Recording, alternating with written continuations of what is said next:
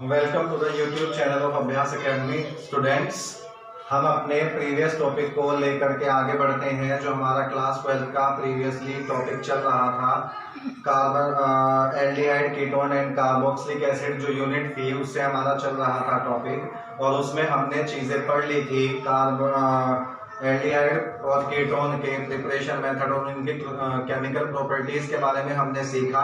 इसके बाद हमने कई सारी नेम रिएक्शंस भी सीखी थी। केवल कुछ एक नेम रिएक्शन है जो हमारी रह गई थी, वो आज के टॉपिक में हम कवर करने की कोशिश करेंगे। फिर उसके बाद थोड़ा सा हम कार्बोक्सिलिक एसिड के बारे में पढ़ेंगे।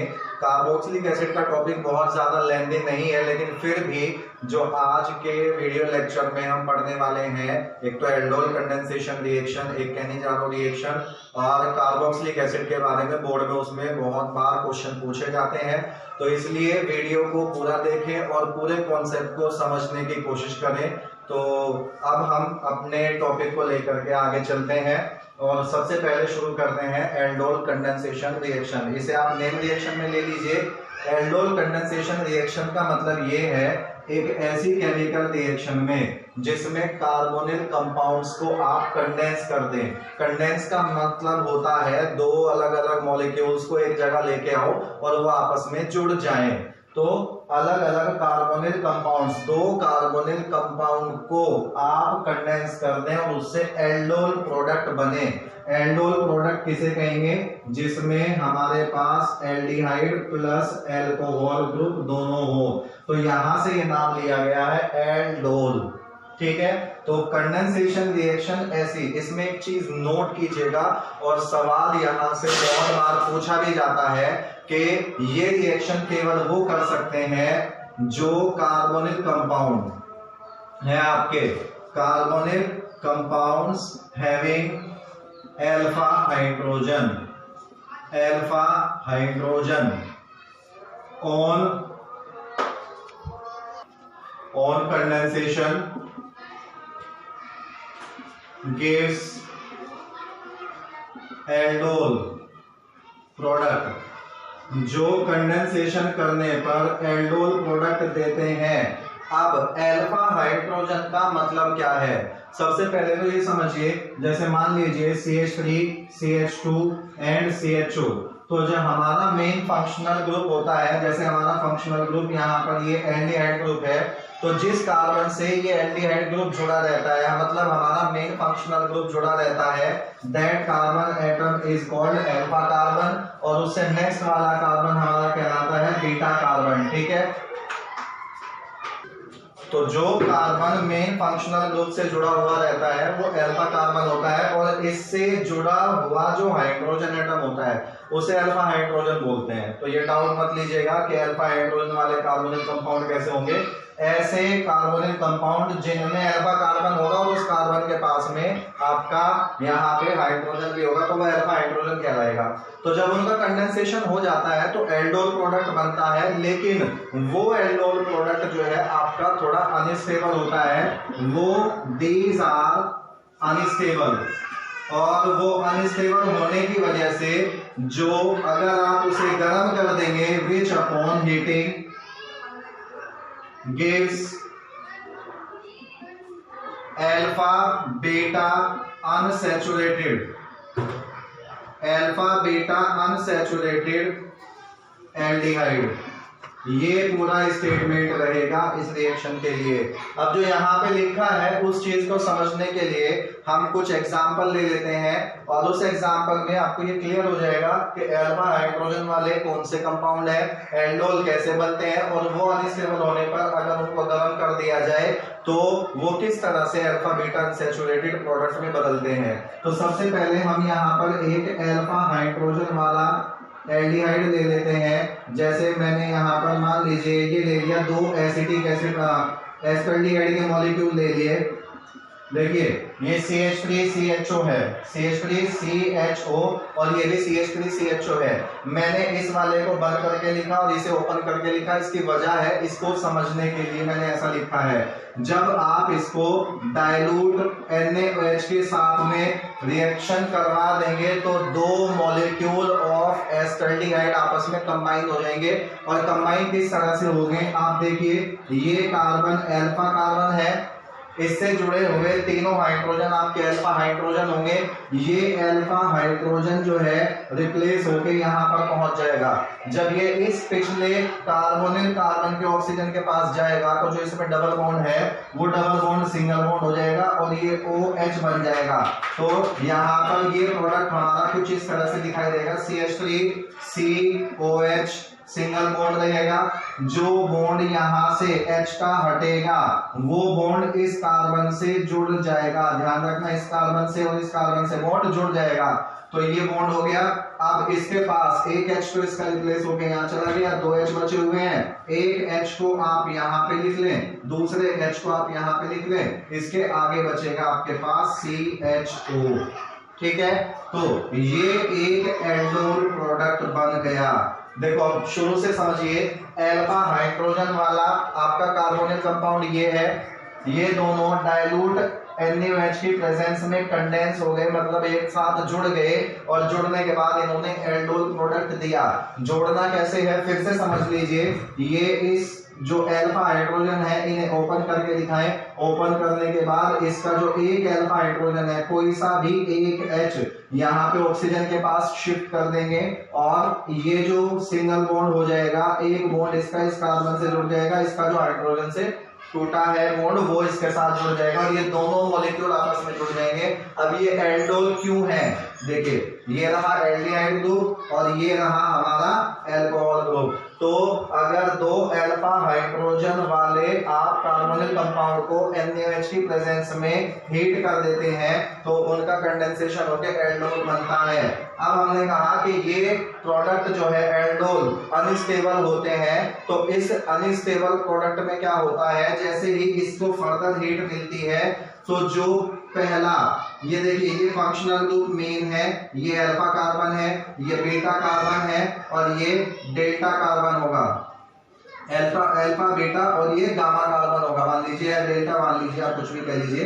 तो यहां से आप क्या करेंगे, जब ये हीट होगा तो अल्फा कार्बन का H और बीटा कार्बन का OH ये दोनों यहां से अगर रिमूव कर दिए जाएं -H2O, मतलब डिहाइड्रेशन हो गया, और डिहाइड्रेशन होने के बाद ये बॉन्ड यहाँ पे आ जाएगा, ये यहाँ पे आ जाएगा, तो ये प्रोडक्ट बनेगा आपका CH3 और C। इसके पास में आपका यहाँ पर एक H यहाँ पे था, सॉरी ये यहाँ पे लिखा नहीं था, तो यहाँ पे मैं लिख देता हूँ इस H को। तो ये CH और ये पहले सिंगल बॉन्ड था, अब ये डबल बॉन्ड हो जाएगा, ये CH है और ये CHO है। ठीक है, अब आपका फाइनल प्रोडक्ट बनेगा ये, और ये आपका अल्फा बीटा अनसैचुरेटेड एल्डिहाइड है। कैसे, ये देखिए अल्फा, ये बीटा और ये गामा कार्बन है या डेल्टा कार्बन है। तो इस सिचुएशन में देखिए अल्फा और बीटा कार्बन के बीच में मल्टीपल बॉन्ड आ गया, मतलब अनसैचुरेशन आ गया, तो ये अल्फा बीटा अनसैचुरेटेड एल्डिहाइड हो गया। अब अगर इसका आपको नाम लिखना पड़ जाए तो IUPAC नाम कैसे लिखेंगे, 1 2 3 4, टोटल 4 कार्बन है तो इसलिए इसका नाम लिखा जाएगा ब्यूट। अब इसके बाद में इसमें सिंगल बॉन्ड है, काउंटिंग आपकी यहां से होगी 1 2 3 और चौथा कार्बन ही होगा ब्यूट 2 इन में से, क्योंकि एल्डिहाइड ग्रुप के लिए आपको Al लगाना होगा, इसलिए इसको यहां से E को रिप्लेस करेंगे, इन 1Al, इसका IUPAC नेम ये हो जाएगा। ठीक, अब इसकी एक सिचुएशन और देखिए, अगर मैं यहां पर HC डबल बॉन्ड OH ये ले लेता हूं, ये है फॉर्मल्डिहाइड, और इस फॉर्मल्डिहाइड की रिएक्शन में इस एस्टल्डिहाइड से करवा दूं H और ये C से तो CHO ही लिख लेते हैं। तो देखिए इसमें ये फंक्शनल ग्रुप है, ठीक है, एल्डिहाइड फंक्शनल ग्रुप है लेकिन इसमें अल्फा कार्बन नहीं है। अल्फा कार्बन नहीं है तो इसका मतलब ये होगा कि इसमें अल्फा हाइड्रोजन भी नहीं होगा। अल्फा हाइड्रोजन नहीं होगा तो क्या ये एल्डोल कंडेंसेशन रिएक्शन शो नहीं करेगा? बिल्कुल कर सकता है, लेकिन एक शर्त है कि दो जो कंबाइन करने वाले हो आप मॉलिक्यूल, उन दोनों मॉलिक्यूल्स में से किसी एक के पास अल्फा हाइड्रोजन होना जरूरी है। जैसे मैंने इसके पास बना दिया, मान लीजिए अगर मैं ऐसा करता कि HC≡OH मतलब दोनों ही फॉर्मल्डिहाइड ले लूं तो ये रिएक्शन पॉसिबल नहीं होगी। नोट करके लिख लीजिएगा कि अगर फॉर्मल्डिहाइड रहा दोनों के दोनों मॉलिक्यूल तो ये रिएक्शन नहीं होगी, क्योंकि एक अल्फा हाइड्रोजन होना जरूरी है। ना तो इसके पास अल्फा हाइड्रोजन है ना इसके पास, तो हम यहाँ पर ले लेते हैं एस्टल्डिहाइड जिसके पास अल्फा हाइड्रोजन भी होगा। बिल्कुल सेम पैटर्न यूज कीजिए, एक अल्फा हाइड्रोजन को यहाँ पहुंचा देंगे। यहाँ पहुंचाने के बाद इसे आप जब डाइल्यूट NaOH के साथ में हीट करेंगे तो यहाँ पे प्रोडक्ट आपके पास बनेगा HCHOH और यहाँ पर इसके पास 2 H है, एक H तो पास में लिख लेंगे, एक H जो है बाहर दिखा देंगे और इसके आगे है CHO। तो ये बन गया हमारा एल्डोल प्रोडक्ट। और इस एल्डोल प्रोडक्ट को मैं थोड़ा सा यहाँ लिख देता हूँ स्पेस की वजह से। जब इसको यहाँ पे हीट करेंगे तो यहाँ से ये H2O निकल जाएगा और H2O निकलने के बाद ये क्या बचेगा? CH2 डबल बॉन्ड CH और इसके आगे CHO। ये अभी भी अल्फा बीटा अनसैचुरेटेड एल्डिहाइड बना है, ठीक है। तो यहाँ पर ये हमने देखा कि स्टेटमेंट के अकॉर्डिंग अल्फा हाइड्रोजन वाले जो कंपाउंड है आपके कार्बोनिल कंपाउंड, उनका कंडेंसेशन हो जाता है डाइल्यूट NaOH के प्रेजेंस में। कंडेंसेशन हो करके वो एल्डोल बनाते हैं। एल्डोल जो है वो अनस्टेबल प्रोडक्ट होते हैं, वो हीट होने की वजह से उनका डिहाइड्रेशन हो जाता है और डिहाइड्रेशन होने के बाद अल्फा बीटा अनसैचुरेटेड प्रोडक्ट बनते हैं, ठीक है। इसको एक बार नोट कीजिए। मैं दोबारा से एक एग्जांपल और लिख के दिखाता हूं। ये रिएक्शन बहुत ही इंपॉर्टेंट है बोर्ड के पॉइंट ऑफ व्यू से, इसलिए मैं एक एग्जांपल और लिखता हूं आपके लिए, आप इसे नोट कर लें। मान लीजिए अभी हम यहां पर एक कीटोन ले लेते हैं CH3COCH3, ठीक है। यहां पर एक हम ले लेते हैं, चलिए काम करते हैं, तो ले लेते हैं हम एस्टल्डिहाइड और एक ले लेते हैं कीटोन CH3 को यहाँ पर ओपन करके लिख लेंगे ताकि हम इसको बेहतर तरीके से समझ सके। C≡OCH3 इस तरह से। अब यहाँ पे आप इसको एक H को यहाँ पर शिफ्ट कर देंगे डाइल्यूट NaOH की प्रेजेंस में, तो इस बेस की प्रेजेंस में क्या होगा? CH3CH और OH यहाँ पर आ जाएगा। यहाँ पर सिंगल बॉन्ड आ जाएगा। सिंगल बॉन्ड आने के बाद इस कार्बन के पास CH2 बचेगा, एक H तो यहाँ से वहां चला गया, ये 2 H बचे हैं। इसके बाद C≡OCH3 इस तरह से।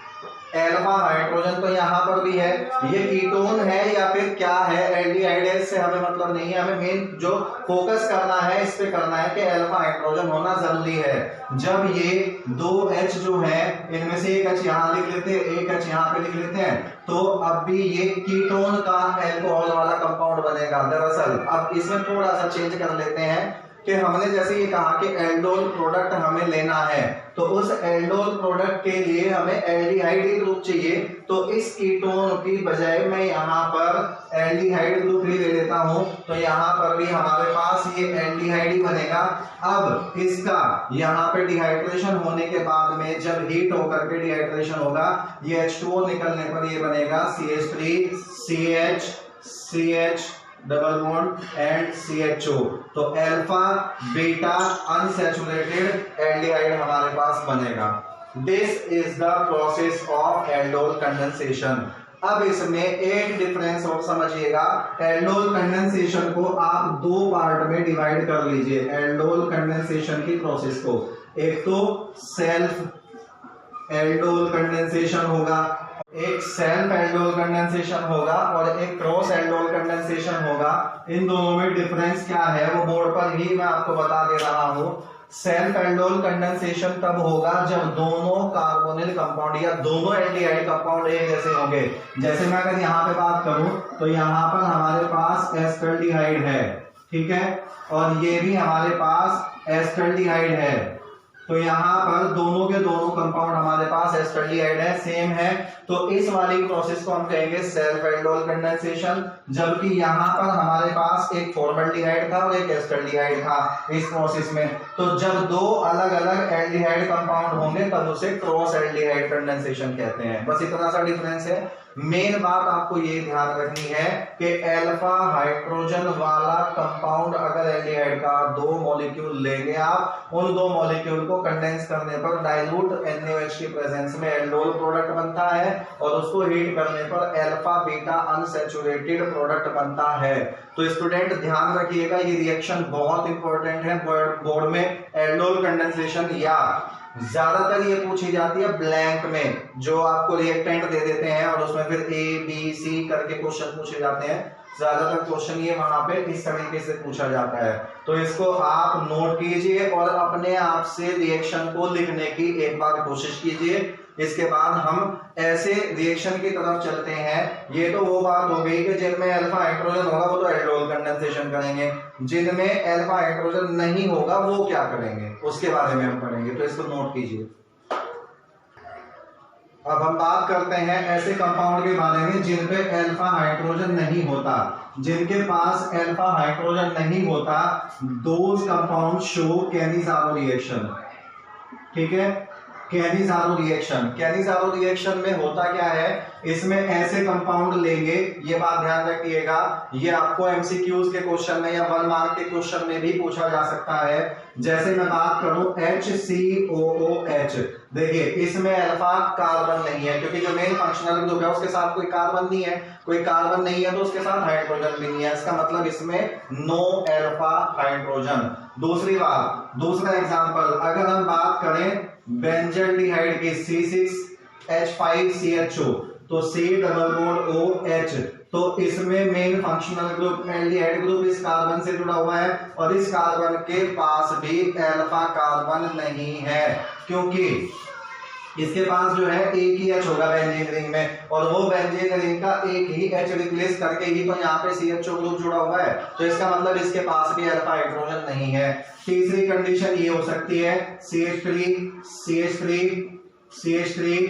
और C=OH, तो ये तीसरा कंपाउंड है। अगर मैं ये फंक्शनल ग्रुप है और ये अल्फा कार्बन है, इस अल्फा कार्बन के पास एक भी हाइड्रोजन नहीं है। आपको लग रहा होगा कि ये तो है हाइड्रोजन, नहीं, ये इन कार्बन के पास हाइड्रोजन है, इस कार्बन के पास तो एक कार्बन ये है, एक कार्बन ये है, एक कार्बन ये है, देयर इज नो हाइड्रोजन। अब यहाँ पे बहुत इंपॉर्टेंट बात, चाहे आप इसे नोट करके लिख लें, ये तीनों कंपाउंड आपके ऐसे हैं जो कैनिज़ारो रिएक्शन शो करेंगे और यही तीनों कंपाउंड ऐसे हैं जो आपके एल्डोल कंडेंसेशन रिएक्शन शो नहीं करेंगे क्योंकि इनमें अल्फा हाइड्रोजन नहीं है। तो खैर अगर ये रिएक्शन करने लगे तो इसमें होगा क्या, तो इनका होता है इसका डिस्प्रोपोर्शनेशन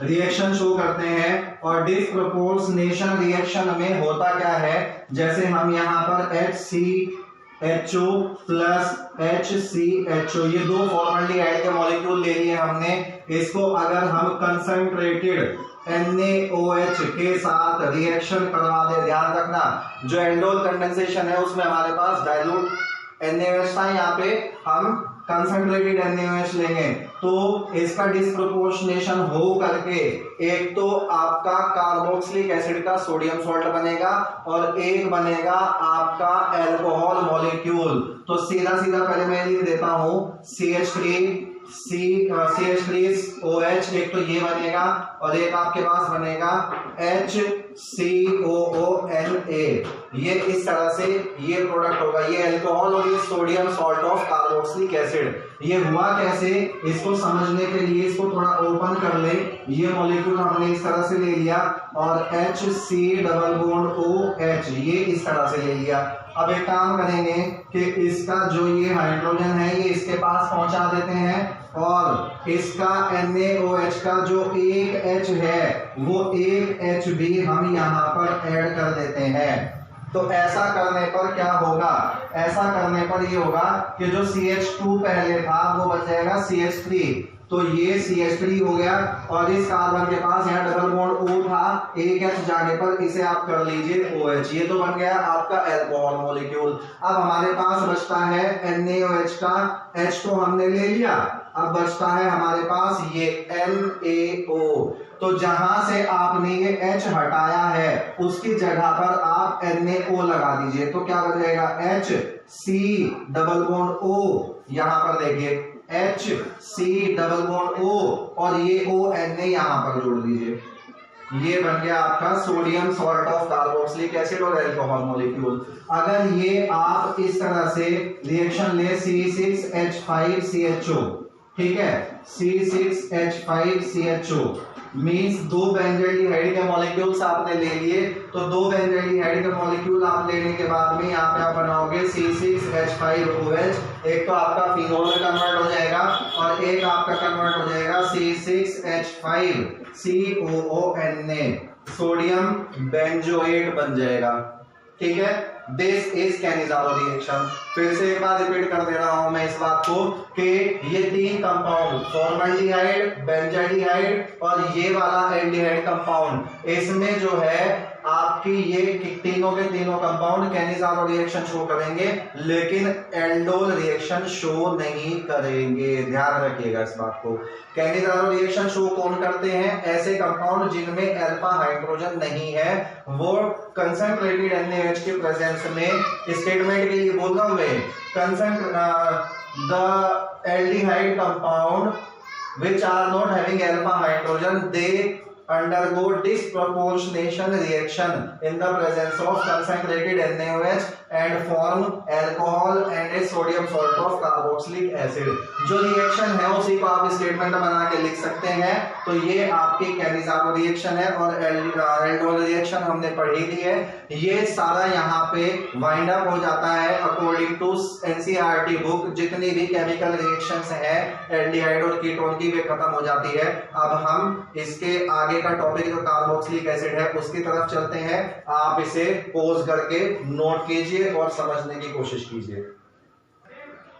चलिए अब हम अपने अगले टॉपिक की तरफ चलते हैं जो कि इस चैप्टर का, इस यूनिट का लास्ट टॉपिक है और वो है हमारा कार्बोक्सिलिक एसिड्स। एल्डिहाइड और कीटोन हम पढ़ चुके हैं, कार्बोक्सिलिक एसिड अब हम पढ़ेंगे। कार्बोक्सिलिक एसिड होते कौन से कंपाउंड हैं, ऐसे कंपाउंड जिनमें कार्बोनिल ग्रुप भी प्रेजेंट हो और इस कार्बोनिल ग्रुप के साथ में एक OH ग्रुप भी प्रेजेंट हो, ऐसे कंपाउंड हमारे कहलाते हैं कार्बोक्सिलिक एसिड ग्रुप। इसको कंबाइन करके ऐसे लिख सकते हैं OOH, COOH, कार्बोक्सिलिक ग्रुप का सिंबल ये होता है। नोमेनक्लेचर के लिए आप इसके नाम जब लिखेंगे तो इनका नाम लिखा जाता है एल्केनोइक एसिड के बेसिस पर, इनका आप नाम लिखते हैं। जैसे मान लीजिए CH3C डबल बॉन्ड OH ये है, इसका नाम क्या लिखेंगे, इसमें कितने कार्बन है, 2, तो 2 कार्बन वाले एल्केन का नाम क्या होगा, वो होगा आपका एथेन। अब ओइक एसिड, इसका कार्बोक्सिलिक एसिड का सफिक्स आपको ऐड करना है, इसमें पहले वोवेल है ये ई हट जाएगा तो ये हो जाएगा एथेनोइक एसिड, ठीक है। इस तरह से इनके नाम लिखे जाते हैं। तो नोमेनक्लेचर से तो बहुत ज्यादा क्वेश्चन नहीं आते हैं, हम इसके मेन टॉपिक पर आते हैं कि इसकी स्ट्रक्चर जो है वो किस तरह से होती है, वो हमने बात कर ली है। इसके बाद हम चलते हैं preparation method of carboxylic acid. तो सबसे पहले प्रिपरेशन की बात करते हैं और इसका प्रिपरेशन हम कर सकते हैं, सबसे पहला मेथड लेते हैं by oxidation of alcohols. Alcohols का जो हम कैटालाइटिक ऑक्सीडेशन करते हैं एल्कोहल वाली यूनिट में भी आप इसको पढ़ चुके हैं, उससे आप इसे कार्बोक्सिलिक एसिड में कन्वर्ट कर सकते हैं। मान लीजिए आपके पास C2H5 है, OH मान लीजिए एथेनॉल है, इसका आप ऑक्सीडेशन करवा दें KMnO4 बेसिक कंडीशन में लेकर के, तो ये पहले आपका CH3CHO एल्डिहाइड में बदलेगा और एल्डिहाइड में बदलने के बाद जब इसका फर्दर ऑक्सीडेशन होगा तो ये CH3COOH में कन्वर्ट हो जाएगा। तो पहला प्रिपरेशन मेथड तो ये है कि आप एल्कोहल्स का इनका जो है कैटालाइटिक ऑक्सीडेशन करवा देंगे तो इनको आप बदल सकते हैं इसमें कार्बोक्सिलिक एसिड में। इसके अलावा एल्कोहल के साथ साथ आप ये भी लिख सकते हैं कि अगर आपने एल्डिहाइड का ऑक्सीडेशन करवा दिया तो भी आप इनको कन्वर्ट कर सकते हैं एल्डिहाइड को कार्बोक्सिलिक एसिड में। मान लीजिए RCHO है, इसका ऑक्सीडेशन करवा दें आप KMnO4 के प्रेजेंस में बेसिक कंडीशन में, तो ये आपके RCHO सीधे RCOOH में कन्वर्ट हो जाएंगे। ठीक है, इस तरह से आप इसका कन्वर्जन एल्डिहाइड का भी और एल्कोहल का भी कार्बोक्सिलिक एसिड में कर सकते हैं। दूसरा मेथड अगर हम लें फ्रॉम हाइड्रोकार्बन, अगर हम हाइड्रोकार्बन की बात करें तो उनसे भी आप कार्बोक्सिलिक एसिड बना सकते हैं। मान लीजिए आप यहाँ पे एथेन ले लेते हैं, सेम प्रोसीजर अगर आप इसके लिए यूज करें KMnO4 या बेसिक कंडीशन में, और या फिर आप ले लें पोटेशियम डाइक्रोमेट एसिडिक कंडीशन में, इससे ये C2H5 और OH एल्कोहल में बदल जाएगा, इसका ऑक्सीडेशन होगा तो ये CH3CHO में बदल जाएगा और इसका फर्दर ऑक्सीडेशन होगा तो ये CH3COOH में कन्वर्ट हो जाएगा। तो इस तरह से आप हाइड्रोकार्बन्स को भी कैटालाइटिक ऑक्सीडेशन करने के बाद इन्हें कार्बोक्सिलिक एसिड में कन्वर्ट कर सकते हैं। ठीक है, अब इस हाइड्रोकार्बन की जगह पर मैं एक दूसरा हाइड्रोकार्बन ले लेता हूं और वो दूसरा हाइड्रोकार्बन लेते हैं एरिन मतलब बेंजीन वाला। तो अगर हम इसका यहां पर टोलुइन ले लेते हैं, ये भी एक हाइड्रोकार्बन है, तो ये हाइड्रोकार्बन का अगर हम ऑक्सीडेशन करवा देते हैं, ठीक है, तो ऑक्सीडेशन करवाने पर ये KOH की प्रेजेंस में आप करवाएं तो यहां पर इससे पहले ये सॉल्ट बनेगा और इस सॉल्ट का आप हाइड्रोलिसिस करवा देंगे, एसिड से रिएक्शन करवा देंगे तो ये सीधा सीधा आपका कार्बोक्सिलिक एसिड में कन्वर्ट हो जाएगा। जो टोलुइन है वो आपका बेंजोइक एसिड में कन्वर्ट हो जाएगा। इस तरह से आप इनको हाइड्रोकार्बन्स को भी इसमें कार्बोक्सिलिक एसिड में कन्वर्ट कर सकते हैं। थर्ड मेथड लेते हैं बाय ग्रिग्नार्ड रिएजेंट। अगर आप ग्रिग्नार्ड रिएजेंट का इस्तेमाल करते हैं तो उसको भी आप कार्बोक्सिलिक एसिड में कन्वर्ट कर सकते हैं। वो कैसे? RMgX ये ग्रिग्नार्ड रिएजेंट है, इसकी रिएक्शन अगर आप करवा देते हैं कार्बन डाइऑक्साइड से, तो कार्बन डाइऑक्साइड को मैं समझने के लिए यहाँ पर कुछ इस तरह से लिख लेता हूँ और इसको आप ट्राई ईथर में रिएक्शन करवाएं। तो ट्राई ईथर में रिएक्शन करवाने पर एक काम करेंगे कि इस R ग्रुप को तो कार्बन के साथ अटैच कर देंगे, एक जो MgX ग्रुप है वो ऑक्सीजन के साथ में अटैच कर देंगे। तो देखिए कार्बन को मैं इस तरह से लिख रहा हूँ और इसके साथ मैंने यहाँ पर एक R जोड़ लिया जो यहाँ से आया है, और एक ऑक्सीजन डबल बॉन्ड के साथ रहेगा और एक आपका OMgX हो जाएगा। इसका अगर आप हाइड्रोलिसिस करवा देते हैं तो एसिडिक कंडीशन में हाइड्रोलिसिस करवाने पर आप एक काम करेंगे, इसका H2O का HOH जो है वो एक H आप यहां पर ट्रांसफर कर दें और यहां पर जो OH है वो आप यहां पर ट्रांसफर कर देंगे।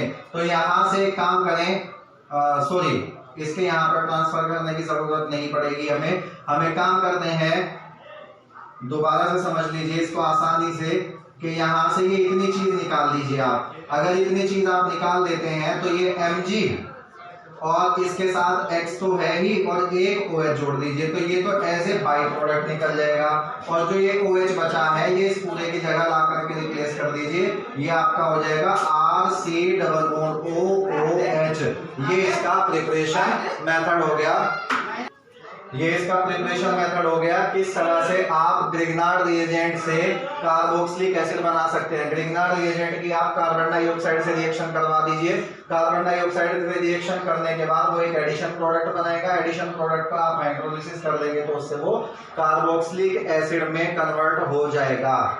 ठीक है, नेक्स्ट मेथड हम लेते हैं फ्रॉम नाइट्राइल्स। जो साइनाइड वाले कंपाउंड हमारे होते हैं उनका हाइड्रोलिसिस करने के बाद आप उनको कन्वर्ट कर सकते हैं कार्बोक्सिलिक एसिड में, और ये रिएक्शन आपको कन्वर्जन में बहुत काम आएगी। आप किसी भी एल्किल साइनाइड को इस तरह से लिख लीजिए RCN, ठीक है, RCN एल्किल साइनाइड। इसका आप जब हाइड्रोलिसिस करेंगे तो आप एक काम करें H2O, इसे फिलहाल तो ऐसे लिख लें, और इसमें ये जो 2 H है ये तो नाइट्रोजन के साथ ऐड कर दें, और जो ऑक्सीजन है वो इस कार्बन के साथ ऐड कर दें। तो कार्बन के साथ जब इसे ऐड कर देंगे तो यहाँ पर RC और यहाँ पर ये हो जाएगा डबल बॉन्ड O, और यहाँ पर ये डबल बॉन्ड जो यहाँ से ट्रिपल में से डबल बॉन्ड तो चला गया यहाँ, और ये सिंगल बॉन्ड बचेगा, सिंगल बॉन्ड N और H2। ये आपका बन गया एमाइड, और इस एमाइड का फर्दर हाइड्रोलिसिस होगा।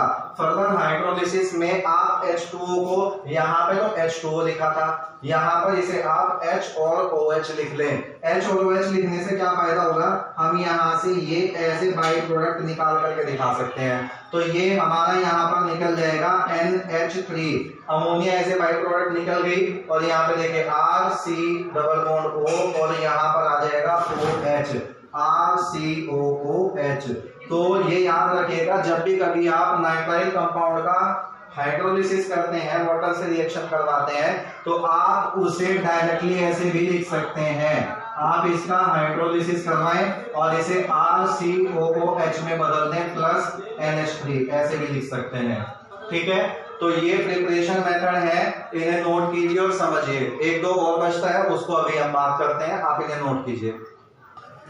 नेक्स्ट मेथड हम लेते हैं एसाइल क्लोराइड से, from acyl chloride. Acyl chloride से जब आप ये कार्बोक्सिलिक एसिड का प्रिपरेशन करेंगे तो उसमें भी आप इसका हाइड्रोलिसिस करवा दें। एसाइल क्लोराइड हमारे होते हैं RCOCl। अगर आप इसका HOH मतलब H2O से रिएक्शन करवा दें, इसका मतलब ये होगा कि इसका हाइड्रोलिसिस करवा दें, तो यहाँ से आप ये निकाल दें -HCl और OH को यहाँ पर रिप्लेस कर देंगे RCOOH। ये बन गया आपका कार्बोक्सिलिक एसिड। इसी के साथ from acid anhydride, acetic anhydride ले लीजिए, एसिटिक एनहाइड्राइड। एसिटिक एनहाइड्राइड का भी अगर आप हाइड्रोलिसिस करवा देते हैं तो भी आप कार्बोक्सिलिक एसिड बना पाएंगे। एसिटिक एनहाइड्राइड को सबसे ज्यादा टाइम आप ऐसा लिखा हुआ देखेंगे, लेकिन यहाँ पर हम उसको समझने के लिए थोड़ा सीधा करके लिखते हैं। सीधा करने का मतलब मेरा CH3COO मेरा मतलब ये है। अब अगर आप इसका हाइड्रोलिसिस कर देते हैं तो आप एक काम करें कि इसको H और OH में तोड़ लें। H और OH में तोड़ने के बाद H तो इस वाले के पास पहुंचा दीजिए, ठीक है। मान लीजिए मैं यहां से तोड़ता हूं उसको, तो H तो यहां पर पहुंचा देंगे, और ये जो बॉन्ड टूटेगा यहां पर OH पहुंचा देंगे, तो ये क्या बन जाएगा CH3C डबल बॉन्ड OH। एक तो ये हो गया, और ये CH3C डबल बॉन्ड O और एक OH ये हो गया CH3C डबल बॉन्ड OH। तो इस तरह से एसिटिक एनहाइड्राइड को भी आप चाहे तो कन्वर्ट कर सकते हैं, ठीक है। इसको कन्वर्ट कर दीजिए। इसके बाद लास्ट मेथड लेते हैं जो एस्टरिफिकेशन, 10th क्लास से आप पढ़ते आ रहे हैं उस रिएक्शन को, उसमें अगर आप उसका रिवर्स करवा दें, जैसे आपने लिया एस्टर CH3COO C2 H5, ये आपने S कर लिया, इसकी आप NaOH से रिएक्शन करवा दीजिए, ठीक है। इसका डिहाइड्रेशन हो जाएगा और डिहाइड्रेशन होने पर ये आपके पास बचेगा CH3COONa ये और C2H5OH, ये दोनों प्रोडक्ट बनेंगे और इसको जो है आप एसिड से रिएक्शन करवा दीजिए तो ये कन्वर्ट हो जाएगा CH3COOH में, ठीक है। इस तरह से आप इसको कन्वर्ट कर सकते हैं। तो ये आपके प्रिपरेशन मेथड हो जाते हैं जिनसे आप कार्बोक्सिलिक एसिड को प्रिपेयर कर सकते हैं। ये आप नोट कीजिए। इसके बाद थोड़ा सा इसकी हम फिजिकल प्रॉपर्टी के बारे में बात करते हैं, जो एक आध क्वेश्चन आपसे पूछे जा सकते हैं, और फिर केमिकल प्रॉपर्टी के बारे में बात करते हैं। अब हम इनकी कुछ फिजिकल प्रॉपर्टी के बारे में अगर बात करें, फिजिकल प्रॉपर्टीज, तो उसमें हम ये कह सकते हैं कि सबसे पहली चीज, एक तो ये ध्यान रखिएगा कि इनका जो बॉइलिंग पॉइंट है Bp is more than alcohol, alcohol से भी ज्यादा होता है और एल्डिहाइड से भी ज्यादा होता है और कीटोन से भी ज्यादा होता है। इन सबसे इसका मेल्टिंग पॉइंट ज्यादा होता है क्योंकि इनमें कार्बोक्सिलिक एसिड में हाइड्रोजन बॉन्डिंग थोड़ी स्ट्रॉन्ग होती है, ठीक है। दूसरी चीज, up to 9 carbon atom, 9 carbon atom तक के जो ये कार्बोक्सिलिक एसिड होते हैं, ये प्लीजेंट स्मेलिंग लिक्विड होते हैं, जबकि 9 कार्बन से अगर ज्यादा हो जाएंगे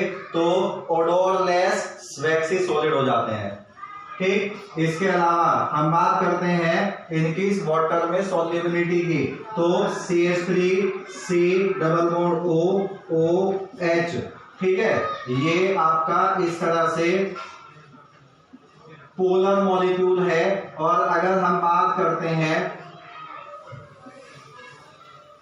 H2O की, तो यहां पर ऐसे करते हैं HH, ये इनके बीच में हाइड्रोजन बॉन्डिंग हो जाती है वाटर के और इसके, इसलिए ये सॉल्युबल होते हैं। तो वाटर सॉल्युबल तो होते हैं, लेकिन मैं अगर तुमसे कंपैरिजन करवाने लगूं HCOOH में, CH3COOH में या C2H5COOH में, तो किसकी सॉल्युबिलिटी ज्यादा होगी। ये चीजें हम अल्कोहल वाले चैप्टर में भी पढ़ चुके हैं। बस एक छोटे से पॉइंट के रूप में लिख लीजिए कि जैसे जैसे नंबर ऑफ कार्बन बढ़ेंगे, solubility of carboxylic acid decreases in water, पानी में इनके घुलने की कैपेसिटी जो है वो कम होती चली जाएगी। उसकी वजह क्या होती है कि जैसे जैसे कार्बन बढ़ेंगे प्लस आई इफेक्ट बढ़ेगा, प्लस आई इफेक्ट बढ़ता है तो इन मॉलिक्यूल्स की पोलैरिटी कम हो जाती है, पोलैरिटी कम हो जाती है तो हाइड्रोजन बॉन्ड बनाने की कैपेसिटी भी कम हो जाती है। एक चौथा पॉइंट और नोट कर लेंगे।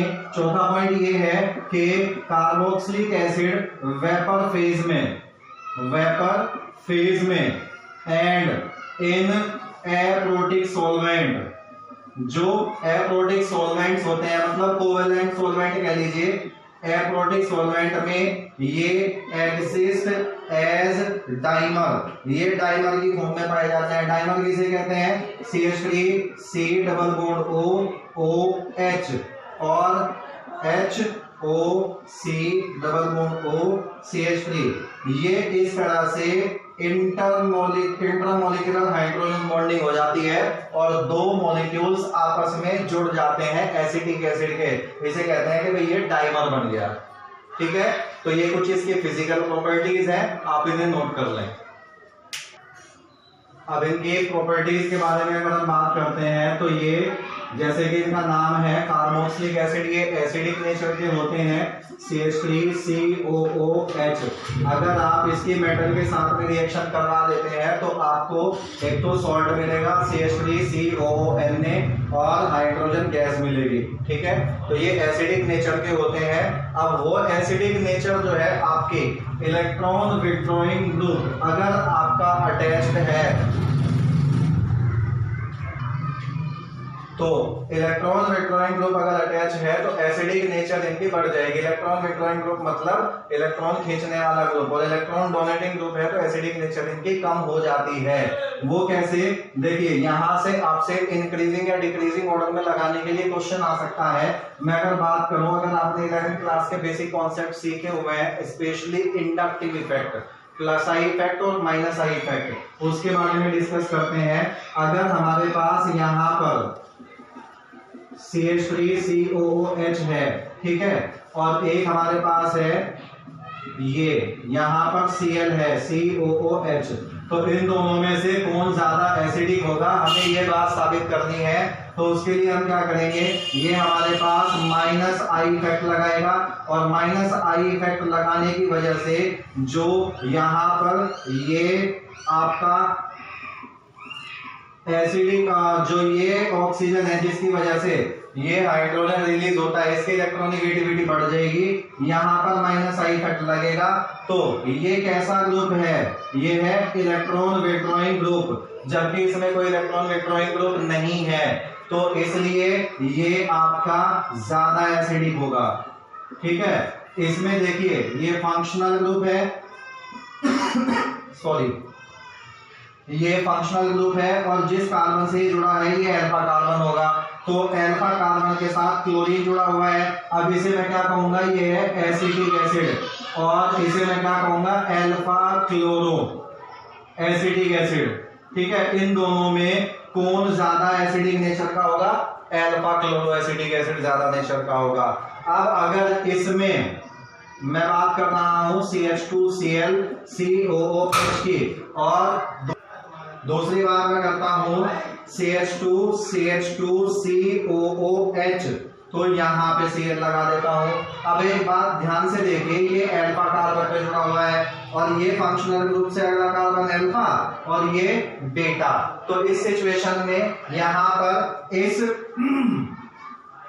EWG की जो दूरी है, डिस्टेंस है, वो फंक्शनल ग्रुप से बढ़ गई है। तो ये पॉइंट भी आप नोट कर लीजिएगा कि EWG डिस्टेंस जितनी ज्यादा होगी एसिडिक नेचर उतनी ही कम होगी। Acidic nature of carboxylic acid उतनी ही कम हो जाएगी। ठीक है, तो इन दोनों में कौन ज्यादा एसिडिक होगा, ये वाला ज्यादा एसिडिक होगा।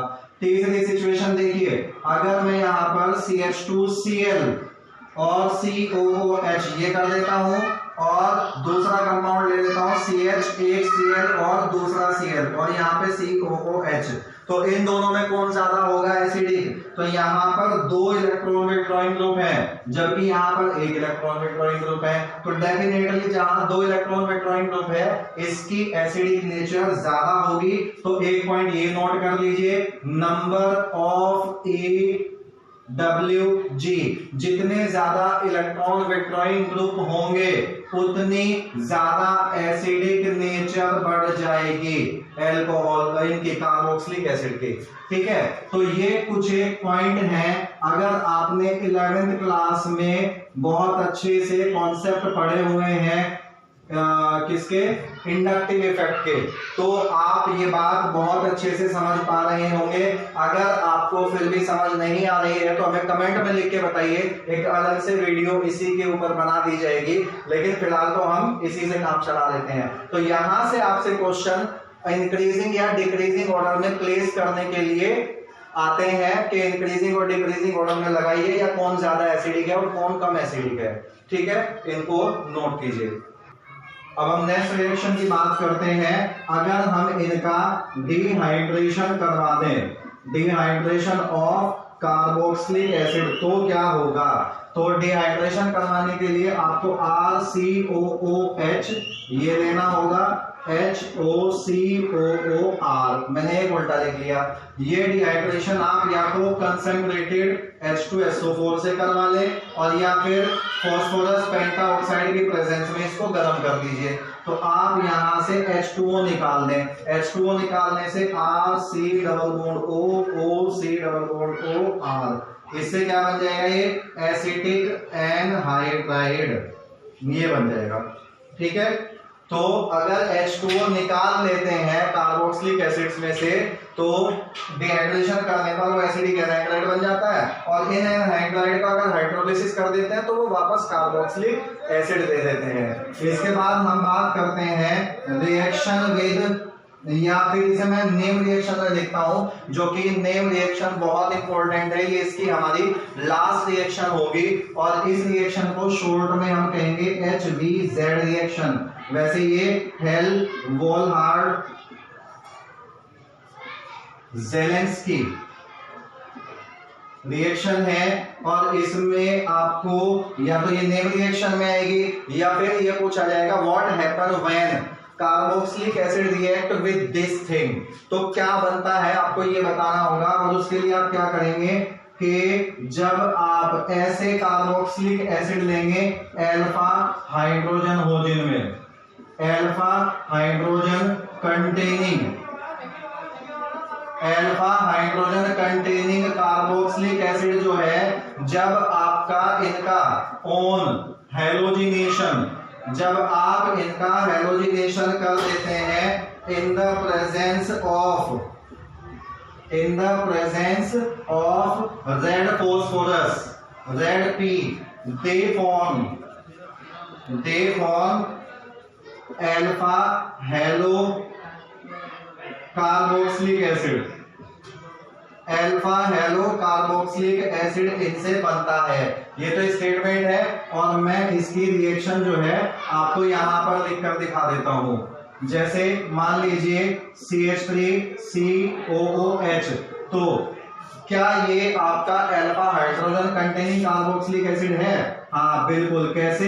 देखिए ये रहा, अगर ये मेन फंक्शनल ग्रुप है तो ये अल्फा कार्बन हुआ, इसके साथ जुड़े हुए हाइड्रोजन आपके अल्फा हाइड्रोजन हुए।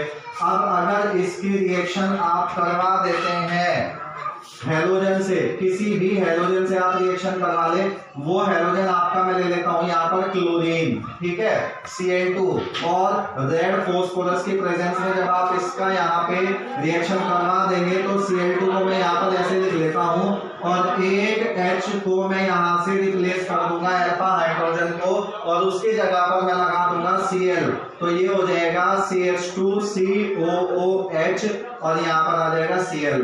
ये देखिए ये हमारा अल्फा हेलो कार्बोक्सिलिक एसिड है। इसका आईयूपीएसी नाम क्या होगा? पहला कार्बन ये होगा, दूसरा कार्बन ये होगा, तो 2-क्लोरोएथेनोइक एसिड, आप इसे ऐसे भी कह सकते हैं। तो इस तरह से ये HVZ रिएक्शन है जो बोर्ड के पॉइंट ऑफ व्यू से बहुत इंपॉर्टेंट है और बोर्ड में पूछी भी जाती है। तो ये हमारा टॉपिक था कार्बोक्सिलिक एसिड और एल्डोल कंडेंसेशन की हमने बात की। इस चैप्टर का यहाँ पे वाइंड अप करते हैं। ये चैप्टर आपका एनसीईआरटी के हिसाब से फिनिश हो गया। इसमें आप सब चीजें नोट कीजिए, पूरा वीडियो लेक्चर देखने के बाद नोट्स बनाइए, चीजों को समझिए, और अगर कोई डाउट है तो हमें कमेंट्स में लिख करके बताएं। और आप इस वीडियो को ज्यादा से ज्यादा लाइक करें, शेयर करें, जिसको जरूरत है, जिसको सीखने की जरूरत है वो उसको आप शेयर करेंगे तो हो सकता है आपके साथ साथ किसी और का भी भला हो जाए। ठीक है, अपना ख्याल रखिए। Have a nice day. Thank you.